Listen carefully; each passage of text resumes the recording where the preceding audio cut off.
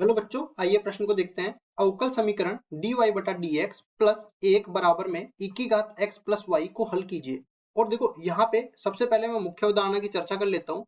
मुख्य अवधारणा तो देखो, सबसे पहले मैं आपको बताता हूँ कि कोई भी अवकल समीकरण हो, उसको सरल करने के लिए कुछ निश्चित तरीके निर्धारित होते हैं। पहला अपने पास चर पृथक्करण विधि होती है, दूसरा अपने पास समघातीयकरण विधि होती है, और तीसरा अपने पास रैखिक अवकल समीकरणों का हल, रैखिक प्रथम कोटि के रैखिक अवकल समीकरणों का हल करने की तीसरी विधि होती है। लेकिन जब अपने पास ये तीनों ही विधि ना लगे ना, तब हम जाते हैं प्रतिस्थापन में या फिर बर्नौली में। यहाँ पे प्रतिस्थापन क्या कहता है कि जब अपने पास किसी भी ऐसी चर राशियों का प्रतिस्थापन करने के बाद हमारे पास दूसरी चर राशि में परिवर्तन हो जाए और उसमें बाकी ये जो मैंने तीन विधियां पहले बोली है उसमें परिवर्तित हो जाए, तो हम लोग प्रतिस्थापन का भलीभांति उपयोग कर सकते हैं। जैसे यहाँ पे हम कह सकते हैं कि अगर मैं x प्लस वाई इस पूरे को अगर मैं दूसरे चर t से प्रतिस्थापित कर दूं तो मेरा काम हो जाएगा। तो यहाँ पे बोलेंगे प्रतिस्थापन विधि द्वारा अवकल समीकरण का हल ज्ञात करना। प्रतिस्थापन विधि इसको बोलेंगे विधि द्वारा अवकल समीकरण का हल ज्ञात करना। अवकल समीकरण का हल ज्ञात करना। और देखो प्रतिस्थापन हम लोग सवाल में किसका करने वाले हैं, x प्लस वाई बराबर में t, ये प्रतिस्थापन हम लोग करने वाले हैं। तो सवाल को उठा के लाते हैं। पहले तो देखो dy बटा dx प्लस 1 बराबर में e की घात x प्लस e की घात y।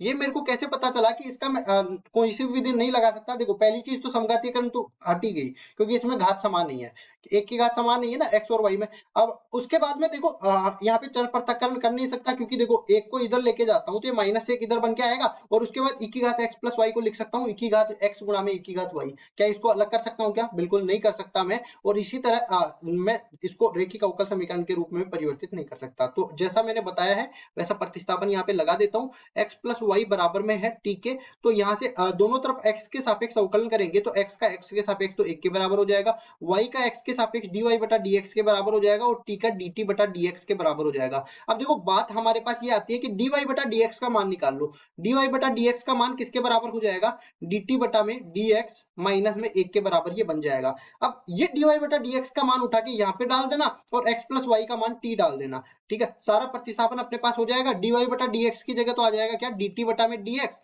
और माइनस में 1 और प्लस में 1 यहाँ पे पहले से है, और e की घात यहाँ पे कितनी बन जाएगी, e की घात x प्लस वाई थी ना, t बन जाएगी। तो ये पूरा देखो माइनस 1 से प्लस 1 कट जाएगा और e की dt बटा dx ये किसके बराबर हो जाएगा, e की घात t के बराबर हो जाएगा। अब यहाँ पे चर पृथक्करण विधि हम लोग लगा सकते हैं, मतलब कुल मिला के dt बटा में e की घात t तो यहाँ पे बन जाएगा और dx इधर चला जाएगा। dx ये dx है अपने पास, दोनों तरफ हम लोग समाकलन करेंगे। उससे पहले e की घात t को ऊपर ले जाते हैं, e की घात माइनस t बना देते हैं और इसका t के सापेक्ष समाकलन कर देंगे, और इधर dx का इसका गुणांक हम लोग 1 मान लेते हैं, 1 का x के सापेक्ष समाकलन कर देंगे। तो देखो e की घात माइनस t का तो e की घात माइनस t मान के कर देंगे।